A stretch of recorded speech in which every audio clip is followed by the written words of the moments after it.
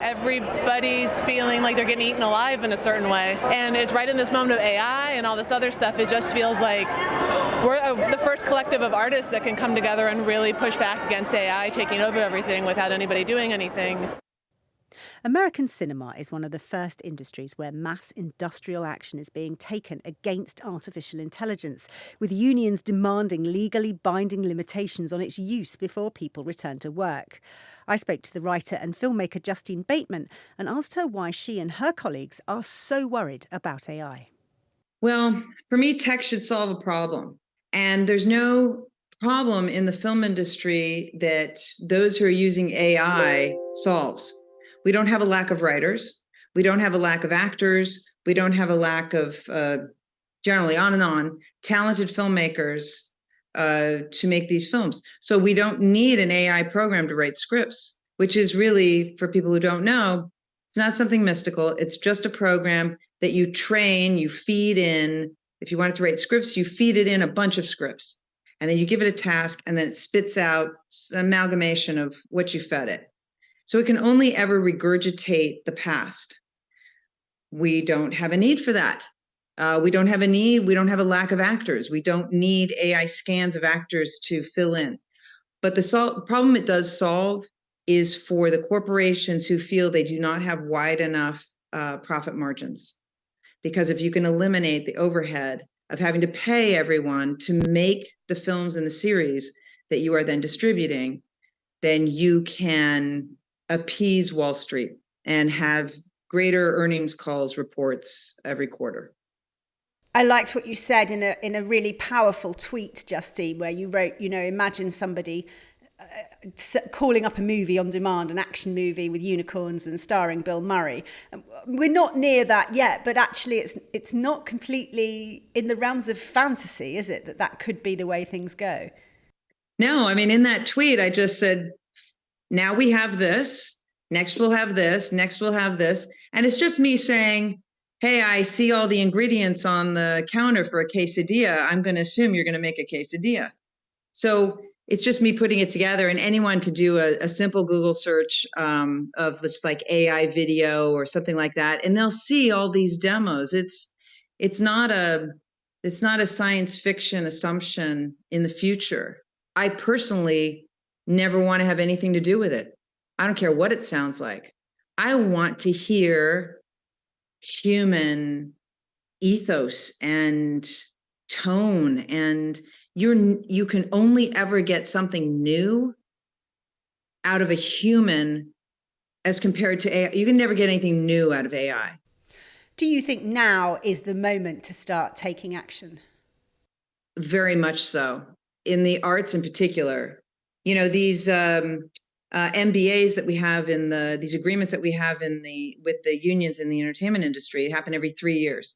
If we were to wait another 3 years, no labor action would matter because they wouldn't need us at that point.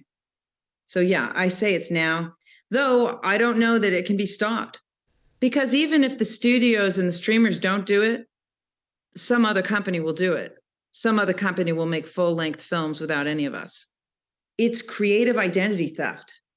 They have removed your ability to do your craft, to do for many, their purpose in life. It's the same thing for the writers, the directors, for everyone, the crew members, the prop masters, our Teamster drivers. If AI use proliferates the entertainment industry, it will crater the entire structure of this business like this. Do you think regulation will help? I've been saying this. I wish the politicians would take a break from their current activity of being influencers on social media and actually do the work. And I'm sure there are some who are doing the work that aren't as noisy. We don't see them on social media. But my God, they don't even know how to regulate social media. And this AI thing, I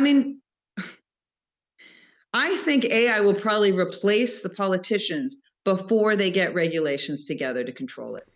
So you think this feels different to previous, technology revolutions that have burst into the film industry and other industries, And what we've seen is it's changed things, but it hasn't destroyed things. You know, there is still a film industry. It's very different to the way it was in the 50s, but it's still going. It's still successful. You think this is a different moment in time? Yeah, I think this is more existential. The other periods of time, you're right. There was a change from, live theater to film, and then from film to TV. And then you had, more recently, internet distribution versus just broadcast television distribution and film distribution or cable TV distribution. But this is something else. This is using entertainment workers' past work to replace them entirely. That's what this is. No, I think it's a really bad idea, and it's really bad for the viewers. They're never going to see anything new. But could it also be a leveler? Not everyone can afford Tom Cruise, Bill Murray, working on their movies, but maybe they can afford the AI versions. Well, that's an interesting point. There are many, when you're just talking about actors, there are many, many more actors than there are roles. And if somebody wants Bill Murray, and Bill Murray's already shooting another film, that's an opportunity for another actor. Or if there's a writer who's already writing something, and he just doesn't have the bandwidth to write another script at that moment, you go to another writer. So this sort of exclusivity that happens with humans, because you can only, do so much, right? Leaves opportunities for other humans that also do that type of work. So if you just had Bill Murray cloned, first of all, we're not getting his performances, and we're not getting him as an artist. We're just getting a regurgitation of him from the past. And sure, then his agent can book him on 5 films at once. He's not going to not do it because he's busy. He's not going to not do it because he's tired or wants to vacation with his family or anything like that. You don't have any of those problems. But now you're not only seeing just a carbon copy of Bill Murray, but you're also eliminating the work for 4 other actors that would have been in those other films. And your whole project's just going to be hollow, and it's going to be like, chewing gum that's lost its flavor. Don't forget, we want to hear about your tech lives. The WhatsApp is 0330 123 0320, or you can email techlife@bbc.co.uk.